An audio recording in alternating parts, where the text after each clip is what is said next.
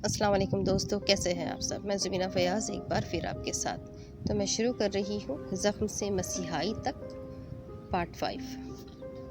वो सुबह अपना नाश्ता बनाने खुद किचन में आई थी। इस घर में इसके 2.5 हफ्तों में क़याम के दौरान ऐसा पहली बार हुआ था, वरना उसका खाना ज़्यादातर एक मुलाजिम ही उसके कमरे में पहुँचाया करता था।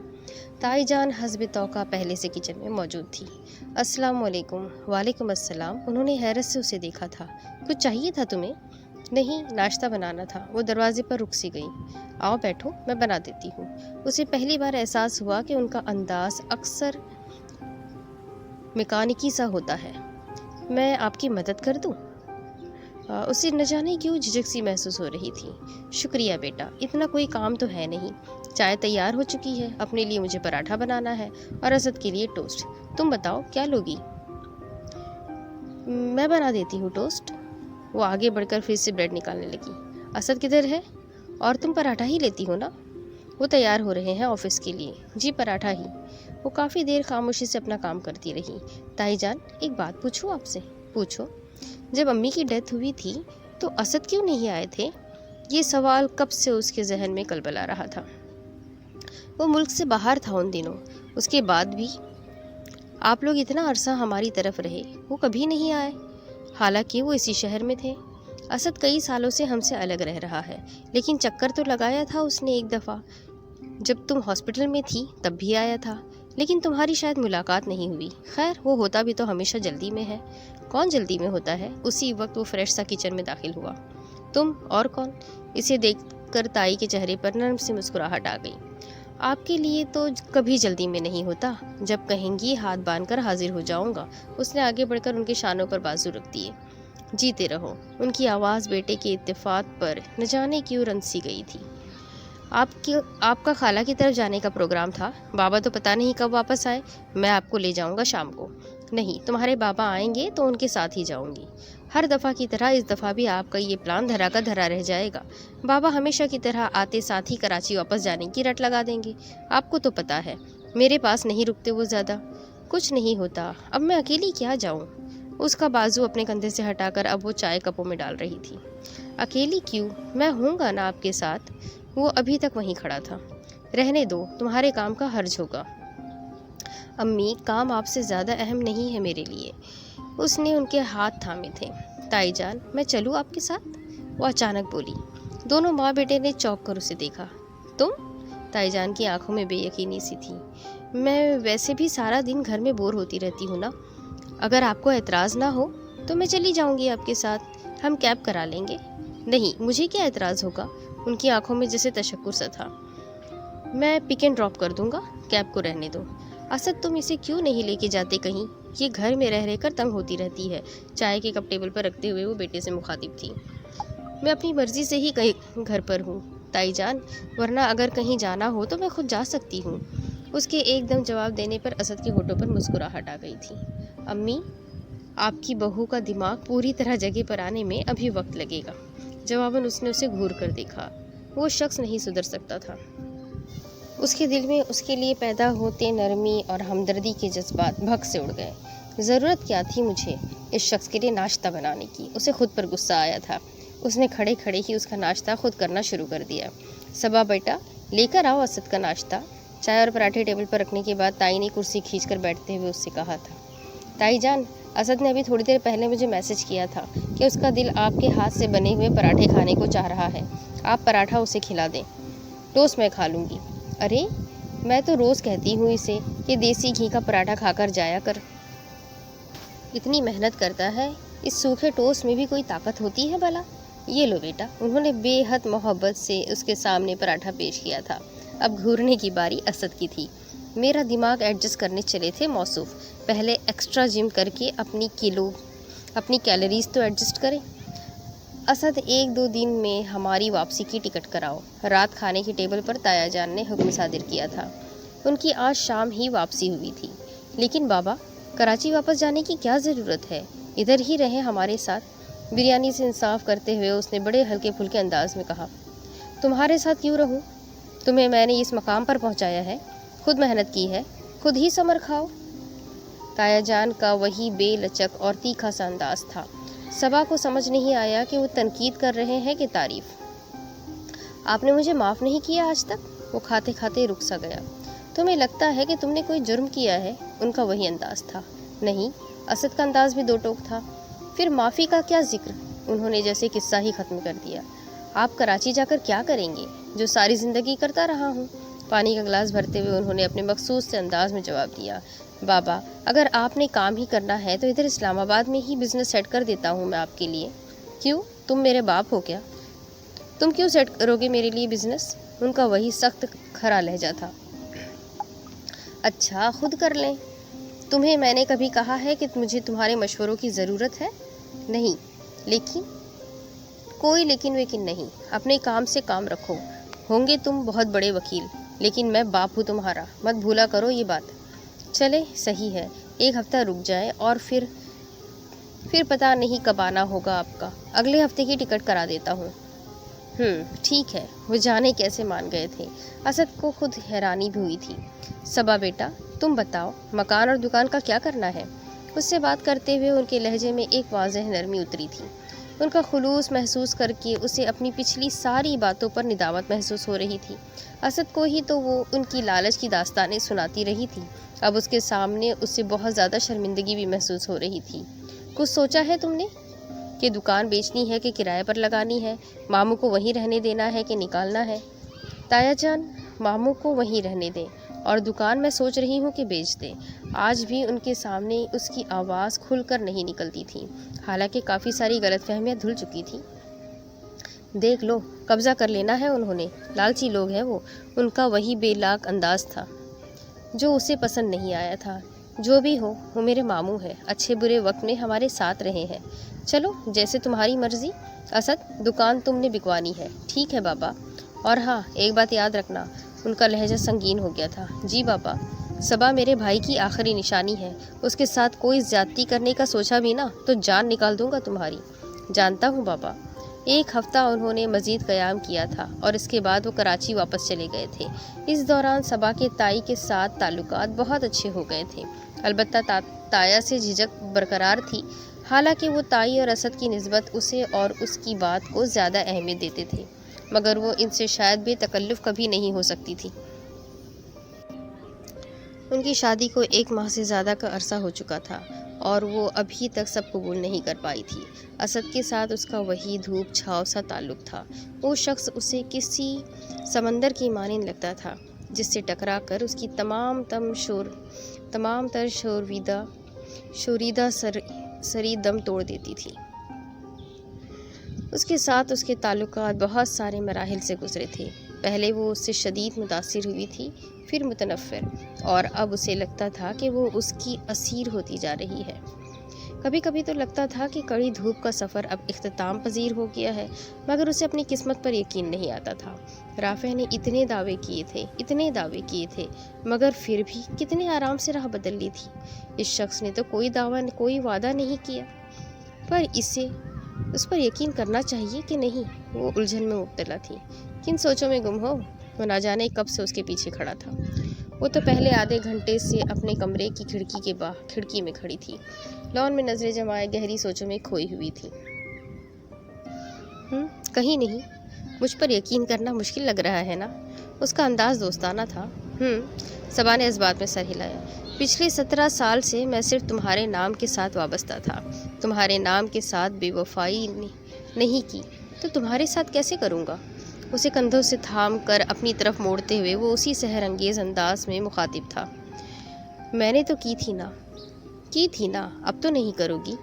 نہیں، لیکن میں ماضی کی راکھ کریدنے والوں میں سے نہیں ہوں، میں حال میں جیتا ہوں۔ تم نے حال کی یقین دہانی کرا دی اور میں نے یقین کر لیا۔ اتنے آرام سے؟ وہ اس کی چمکدار آنکھوں میں دیکھتی بے یقین ہو رہی تھی۔ ہاں، حالانکہ میں وہی لڑکی ہوں جس نے… نہیں، تم وہ نہیں ہو، میں وہ نہیں ہوں، کوئی بھی ہمیشہ وہ نہیں رہتا جو وہ تھا۔ کائنات کی ہر چیز مسلسل تبدیل کے زد پر ہے۔ مجھے فلسفی نہیں سمجھ آتی۔ وہ جھنجھلائی تھی اس کی بات پر بے ساختہ ہنسا تھا۔ صبا اسے دیکھ کر رہ گئی تھی۔ کبھی کبھی تو اسے لگتا تھا کہ خدا نے اس کی جھولی سے پتھر نکال کر ہیرا ڈال دیا ہے، ऑफिस क्यों नहीं गए आज? उसने मौजू बदला था। आज का दिन तुम्हारे साथ गुजारने का इरादा है मेरा। मेरे साथ? चलोगी कहीं मेरे साथ? किधर?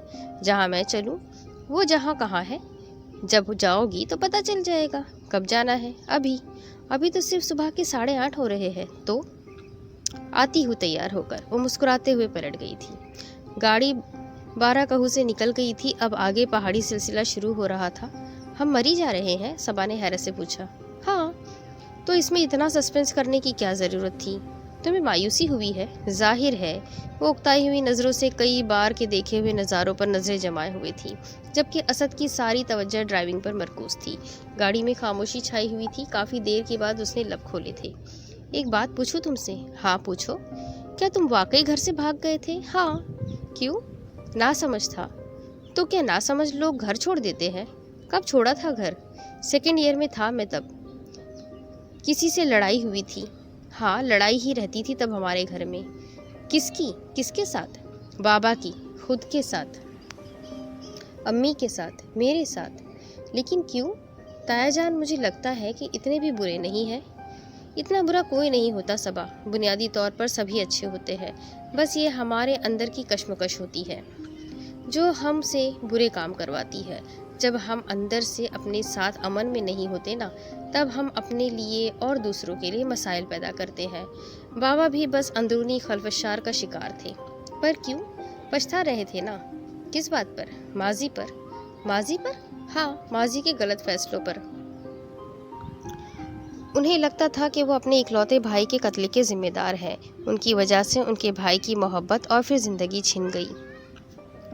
वाकई उसे यकीन नहीं आ रहा था। बाबा हमेशा से ही कुछ सख्त मिजाज थे, मगर चचा जान की वफ़ात के बाद वो बहुत बदल गए थे। ज़रा ज़रा सी बात पर चीखना चिल्लाना शुरू कर देते थे। अम्मी पर हाथ भी उठाते थे, तोड़ फोड़ भी करते थे। मैं तब 15-16 साल का लड़का था, जज्बाती भी था, जैसे इस उम्र के लड़के होते हैं। उनके अंदाज पर मुझे शदीद गुस्सा आता। मैं उनके सामने खड़ा होने लगा, उन्हें जवाब देने लगा, जिस पर हालात मज़ीद कशीदा हो गए। ऐसे ही मैं एक दिन कॉलेज से आया तो बाबा अम्मी से झगड़ रहे थे। मेरी दखलंदाजी पर उन्हें गुस्सा आ गया। उन्होंने मारा मुझे और मैं घर छोड़कर चला गया।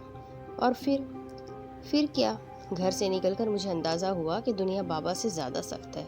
1.5 साल तक मैंने बहुत ठोकरें खाई, वर्कशॉप्स पर काम किए, होटल्स में बेरागिरी की, फुटपाथ पर सोता रहा, कई दिन फाके भी किए। वो यूँ बात कर रहा था जैसे किसी और की कहानी सुना रहा हो। कराची में ही? नहीं, हैदराबाद चला गया था मैं। पढ़ाई कैसे जारी रखी? सबा को अपना दिल पिघलता हुआ महसूस हुआ था उसके लिए। वर्कशॉप में ड्राइविंग सीख ली थी मैंने। फिर एक बड़े कारोबारी आदमी के यहाँ ड्राइवर की नौकरी मिल गई थी। उसका चौकीदार भी था, असलम बाबा। कहने को अनपढ़ था, मगर ज़िंदगी की समझ उससे बहुत पढ़े लिखे लोगों से भी ज़्यादा थी। उसने तुम्हें सपोर्ट किया? नहीं, उसने मुझे खुद को सपोर्ट करना सिखाया। वो धीरे से हंसा था। उसने मेरे दिलो दिमाग के जाले साफ किए, मेरे अंदर की आँख खोली। अंदर की आँख? सबा हैरान हुई थी। रूहानी शख्स था वो? उसकी बात पर वो बाकायदा हंस पड़ा था और फिर हंसता ही चला गया था। इसमें हंसने की क्या बात है? सबा को उसका अंदाज पसंद नहीं आया। ये रूहानियत क्या होती है तुम्हारे ख्याल में? उसकी आंखों में दिलचस्पी सी जागी थी, जबकि लहजे में हंसी का तासुर मौजूद था। रूहानियत वही जिसमें बुजुर्ग होते हैं, बाबे होते हैं, जो दुनिया और दुनियावी चीज़ों से किनारा कशी की बात करते हैं। ये किसने कहा तुमसे? उसकी आवाज़ में मुस्कुराहट का रंग अभी भी मौजूद था। ज़रूरी नहीं होता कि हर बात कोई कहे आपसे।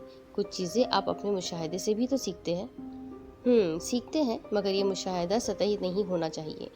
मेरे ख्याल में कोई भी नतीजा निकालने से पहले चीज़ों का 1000 ज़ाविये से बारीक बीनी से जायज़ा लेना बहुत ज़रूरी होता है।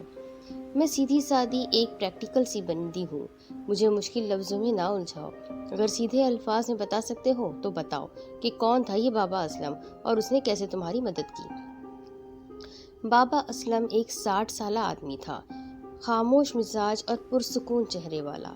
सबा की नज़रें बेसाख्ता उसके चेहरे की जानिब उठी थी। ये खुसूसियत तो इसके चेहरे पर भी पाई जाती थी। मेरे साथ वाले क्वार्टर में रहता था, बे औलाद था, बीवी की भी चंद साल पहले वफात हो चुकी थी। मेरे जहन में एक बूढ़ा और लाचार सा शख्स आ रहा है। ओहो, ऐसा नहीं था। मुझे इन दिनों लगा करता था कि कुदरत बहुत बेरहम है। وہ کہتا تھا کہ قدرت صرف زخم دیتی ہے، تکلیف نہیں۔ یہ کیا بات ہوئی؟ صبا الجھ گئی۔ اس کا کہنا تھا کہ تکلیف ہمارے ذہن کی پیدا کردہ ہوتی ہے، بلکہ سارا کچھ ہی ہمارے ذہن کا تخلیق کردہ ہوتا ہے۔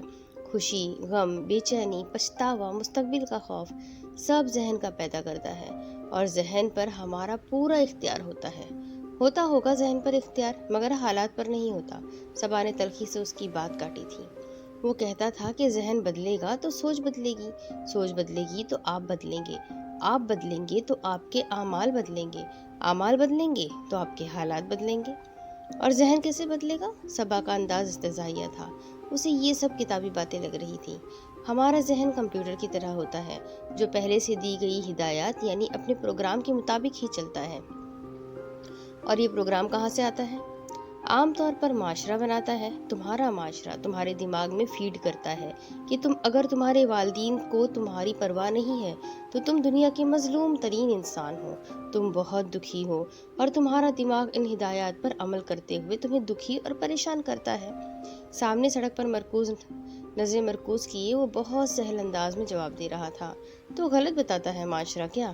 آپ کے والدین کو آپ کی پرواہ نہیں؟ آپ کو پیدا کرنے والی ماں آپ کو نہیں سمجھ رہی؟ وہ آپ کے لیے ذہنی اذیت کا باعث بن رہی ہے؟ تو اس سے بڑھ کر دکھ کی بات اور کیا ہوگی؟ اس کا چہرہ سرخ ہو گیا تھا، جبکہ اس نے لب سختی سے بھیج لیے تھے۔ زندگی میں پہلی بار وہ کسی سے اس موضوع پر بات کر رہی تھی۔ آپ کو پیدا کرنے والی ماں آپ کو نہیں سمجھ رہی، تو کیا آپ خود کو سمجھ رہے ہو؟ جو شخص خود کو سمجھ رہا ہو وہ کبھی اذیت کا شکار نہیں ہوتا صبا۔ اس کا لہجہ نرم تھا، کسی زخم پر مرہم رکھنے والا۔ مطلب؟ اس کی آنکھیں سرخ ہو گئی تھی جبکہ آواز نم تھی۔ مطلب یہ کہ ہمارے ماں باپ ہمیشہ پرفیکٹ لوگ نہیں ہوتے، ان کی اپنی زندگیاں ہوتی ہیں، ان کے اپنے مسائل ہوتے ہیں، وہ خود بیک وقت کی کئی جنگیں لڑ رہے ہوتے ہیں، لیکن اس کا یہ مطلب نہیں ہوتا کہ ہم خود کو ان کے مسائل، ان کی جنگوں کی بھیٹ چڑھا دیں۔ ہماری ان سے علیحدہ ایک ذات ہوتی ہے، ہمارے پاس دل ہوتا ہے، دماغ ہوتا ہے، عقل ہوتی ہے، شعور ہوتا ہے۔ اگر ہم ان کا استعمال کریں تو ہم اپنی زندگیاں خود بنا سکتے ہیں۔ ایسا ممکن ہے کیا؟ اس کے لہجے میں امید سی جاگی تھی۔ بالکل ممکن ہے، وہ پوری یقین تھا۔ کیسے؟ وہ جان لینا چاہتی تھی۔ اپنے ذہن کو ری پروگرام کر کے۔ ذہن کو ری پروگرام کیسے کرتے ہیں؟ وہ حیران تھی۔ تم اسے بتاؤ جو تم اس میں فیڈ کرنا چاہتی ہو۔ کیسے بتاؤں؟ کسی بھی طرح، بول کر، لکھ کر یا سن کر، اور وہ اس پر عمل کرے گا۔ بالکل کرے گا۔ یاد ہے ہماری شادی کی صبح جو تم نے میڈیٹیشن کی تھی؟ تمہارا ذہن میری بات سن رہا تھا اور اس پر عمل بھی کر رہا تھا۔ مجھے یاد ہے، وہ بھولنے والا تجربہ نہیں تھا۔ اور یاد رکھنا، ذہن کو اکثر ایک آدھ بات کی ہوئی بات پر یقین نہیں آتا۔ اسے پتہ جو ہوتا ہے کہ اکثر باتیں ہم ایسے ہی کہتے رہتے ہیں، سو اس میں کوئی بھی بات بٹھانے کے لیے اسے دہراتے رہنا پڑتا ہے۔ تم نے اپنی کہانی نہیں پوری کی۔ وہ گاؤں میں داخل ہونے لگے تو صبا کو ایک دم یاد آ گیا۔ میری کہانی؟ وہ دھیرے سے ہنس دیا۔ بابا اسلم کی صحبت نے مجھے زندگی کے ایک نئے رخ سے روشناس کرایا۔ میں خود ترسی کی کیفیت سے نکلا، اپنی زندگی کی ڈرائیونگ سیٹ خود سنبھالی۔ FSC کے ایگزامز میں نے دوبارہ دیے، لاء میں ایڈمیشن لیا، وہاں مجھے اچھے ٹیچرز مل گئے، ان کے ساتھ ہی میں نے پریکٹس بھی شروع کر دی۔ آگے زندگی آسان ثابت ہوئی، مجھے اس کی سمجھ جو آ گئی تھی، اس کا وہی ٹھہرا ہوا پرسکون انداز تھا۔ گھر واپسی کب ہوئی؟ اتنے برے حالات میں گھر واپس جانے کا خیال نہیں آیا؟ صبا نے اس کے چہرے پر نظر جمائی۔ شروع میں آتا تھا، مگر تب انا آڑے آ جاتی تھی۔ بعد میں جب چیزوں کی سمجھ آنا شروع ہوئی تو پھر کیا، گھر رابطہ کیا، پہلے امی سے، پھر بابا سے۔ جب دوبارہ سے گھر گیا تو پریکٹس کر رہا تھا میں، لیکن کچھ عرصے کے بعد مجھے اسلام آباد شفٹ ہونا پڑ گیا کام کے سلسلے میں۔ تایا جان ڈھونڈتے تو رہے ہوں گے آپ کو؟ ظاہر ہے انہیں لگتا تھا کہ بھائی کے بعد انہوں نے اپنا بیٹا بھی کھو دیا ہے۔ میں جب واپس آیا تو پہلے کی نسبت کافی بدل چکے تھے وہ، مگر بہرحال ان کی ایک شخصیت ہے جس میں انا کا رنگ بہت گہرا ہے۔ پتہ ہے جب میں واپس آیا تو بابا کا سب سے بڑا خوف کیا تھا؟ کیا؟ انہیں ڈر تھا کہ میں نے کہیں شادی تو نہ کر لی ہو۔ وہ ہنسا تھا۔ ہاں تو کیوں نہیں کی؟ صبا کا انداز تیکھا ہو گیا تھا۔ اسے اس کی بات سے زیادہ اس کی ہنسی پر غصہ آیا تھا۔ ان حالات میں شادی کا سوال ہی نہیں پیدا ہوتا تھا۔ پھر دادا جان سے وعدہ کر رکھا تھا ان کی پوتی کی بھاری بلکہ ٹیڑھی ذمہ داری عمر بھر اٹھانے کا۔ اس کے انداز میں بھی شرارت جھلکنے لگی تھی۔ اور اپنے بارے میں کیا خیال ہے جناب کا؟ خود کتنے سیدھے ہیں؟ میری تو بات ہی نہ کرو تم۔ میں؟ ہاں بالکل، اسپرنگ کی طرح سیدھے ہو تم۔ صبا نے اس کی بات کاٹی تھی۔ تم ٹپیکل بیویوں کی طرح نہیں جھگڑ رہی آج مجھ سے؟ تم اول دن سے میری آنکھوں میں دھول جھونک رہے ہو۔ اس نے اسے آنکھیں دکھائی تھی جس پر اسد کا زندگی سے بھرپور کہا گاڑی کی فضا میں گونج پڑا۔ وہ ایک خوبصورت اور سرسبز پہاڑی تھی جس پر کہیں کہیں بھوری چٹانیں ابھری ہوئی نظر آ رہی تھی۔ پہاڑی کے ڈھلوان پر سفید رنگ کی ایک خوبصورت عمارت پوری شان سے سینہ تانے کھڑی تھی۔ عمارت کے دائیں جانب ایک آبشار تھی جو پہاڑی کی چوٹی سے اتر کر آ رہی تھی۔ پانی کی آواز کانوں کو بھری لگ رہی تھی۔ تھوڑی تھوڑی دیر کے بعد کسی پرندے کی سریلی آواز بھی گونجتی جو ماحول کے جلتے رنگ میں اضافہ کر دیتی۔ یہ سب کیا ہے؟ عمارت کے سامنے بنے سرسبز لان میں کھڑی خوبصورت نظاروں کو نظروں میں اتارتی وہ بے یقینی سے پوچھ رہی تھی۔ میں نے کہا تھا نا، I will help you in realizing all your dreams۔ دونوں ہاتھ سینے پر باندھے اپنے سامنے کھڑا وہ شخص اسے اپنے کسی اندیکھے خواب کی تعبیر لگ رہا تھا۔ تم نے مجھے بتایا تھا کہ تم فن لینڈ جانا چاہتی ہو کیونکہ وہاں کے لوگوں کے بارے میں کہا جاتا ہے کہ وہ دنیا میں سب سے زیادہ خوش ہے۔ لیکن صبا، اپنی جڑیں اکھاڑ کر کسی دوسری سرزمین میں جا کر وہاں کے لوگوں سے ہم خوشیاں کیوں ادھار لیں؟ ادھار لی ہوئی خوشیاں بھی کوئی خوشیاں ہوتی ہے بھلا؟ اس کے سامنے کھڑا اس کی آنکھوں میں جھانکتا وہ سوال کر رہا تھا اور صبا بنا پلک جھپکے اسے دیکھ رہی تھی۔ اسے لگ رہا تھا کہ یہ کوئی خواب ہے۔ وہ پلک جھپکے گی اور ماحول کا سحر ٹوٹ جائے گا۔ یہ جو عمارت تم دیکھ رہی ہو نا، یہ ایک ویکیشنل ٹریننگ سینٹر ہے 7 سے 15 سال کے بچوں کے لیے، جسے تم اور میں مل کر چلائیں گے۔ اور اس میں ہم بچوں کو کیا سکھائیں گے؟ ہم انہیں وہ سکھائیں گے جو کسی اسکول میں نہیں سکھایا جاتا، جو کچھ لوگوں کو بہت ٹھوکریں کھانے کے بعد سمجھ آتا ہے اور کچھ کو کبھی نہیں آتا۔ مطلب ہم انہیں بتائیں گے کہ ہاؤ لائف ورکس، کامیابی کیا ہے، خوشی کیا ہے۔ اس نے اندر کی جانب قدم بڑھائے اور اس کی پیروی کر رہی تھی۔ اونچی کھلی اور ہوادار وہ عمارت قدیم مسلم طرز تعمیر کی یاد تازہ کر رہی تھی۔ تعمیراتی کام مکمل ہو چکا تھا مگر وہ عمارت کسی بھی قسم کے ساز و سامان سے بھی خالی تھی۔ سفید اونچی دیواریں، سفید ستون، اونچی چھت سے کچھ نیچے روشن دان، لکڑی کی منقش کھڑکیاں اور دروازے، بڑے بڑے کمرے۔ وہ ایک ایک کمرے میں جھانک کر دیکھ رہی تھی۔ یہ سارا کچھ اتنا خوابناک لگ رہا تھا جیسے وہ زمان و مکان کی بہت ساری منازل طے کر کے کسی دوسرے زمانے میں، کسی دوسرے جہان میں داخل ہو چکی تھی۔ فرنیشنگ ہم دونوں مل کر کریں گے۔ اگلے سال انشاءاللہ ہم کورس شروع کریں گے۔ اس کے ہم قدم چلتا وہ اسے آئندہ پروگرام سے آگاہ کر رہا تھا۔ باتوں باتوں میں ہی اس نے باہر کی جانب قدم بڑھا دیے۔ ایسا ممکن ہو سکے گا اسد؟ یہاں اتنی دور مری کون بھیجے گا اپنے بچوں کو؟ ہر وہ چیز جو ہمارے احاطہ تصور میں آ سکتی ہے اس کا شمار ممکنات میں ہی ہوتا ہے۔ اس کا وہی انداز تھا جس پر یقین کرنے کے سوائے کوئی چارہ نہیں تھا۔ اور میرے پاس ایک جامع منصوبہ بھی ہے۔ کچھ اسکولوں سے میری بات چل رہی ہے، وہ اپنے بچوں کو مشورہ دیں گے ہمارے ٹریننگ سینٹر اٹینڈ کرنے کا، اور جو بچے کریں گے انہیں کچھ پوائنٹس بھی ملیں گے۔ اور دور اتنا بھی نہیں ہے، اسلام آباد سے صرف گھنٹے 1.5 گھنٹے کا ہی فاصلہ ہے، اور پھر اوپر والا پورشن ہاسٹل ہی تو ہے نا سارا۔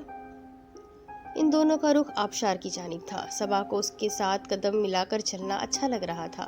زندگی بھی بعض اوقات کیسے کیسے نوازتی ہے انسان کو۔ ایک بے حد آسودہ سی مسکراہٹ اس کے چہرے پر کھیل رہی تھی۔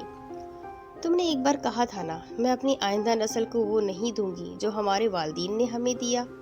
میری اپنی زندگی کی سب سے بڑی خواہش ہے کہ ہماری آئندہ نسل الجھن زدہ نہ ہو۔ وہ جو چاہ رہے ہو اور جو کر رہے ہو اس میں تضاد نہ ہو، انہیں اپنی پہچان ہو، زندگی کی سمجھ ہو، وہ سوشل پروگرامنگ پر آٹو پائلٹ موڈ پر نہ چل رہے ہوں۔ وہ اپنا پروگرام خود لکھے، اپنی زندگی کی ڈرائیونگ سیٹ خود سنبھالے۔ بے شک ان کے پاس بہت سارا پیسہ نہ ہو، لیکن ان کے پاس بہت سارا سکون ہو، خوشیاں ہوں، کچھ مقاصد ہو۔ اب اس کے آگے کی سٹوری میں آپ کو اگلی قسط میں سناتی ہوں کہ آگے کیا ہوگا۔ کیا ان کا یہ خواب بھی پورا ہوگا؟ کیا صبا کی زندگی میں بھی خوشیوں کا رنگ آ جائے گا؟ کیا صبا بھی اپنی زندگی کی ڈرائیونگ سیٹ خود سنبھالنا سیکھ جائے گی؟ یہ جاننے کے لیے میرے ساتھ بنے رہیں، اگلی قسط میں پھر ملیں گے، تب تک کے لیے اللہ حافظ۔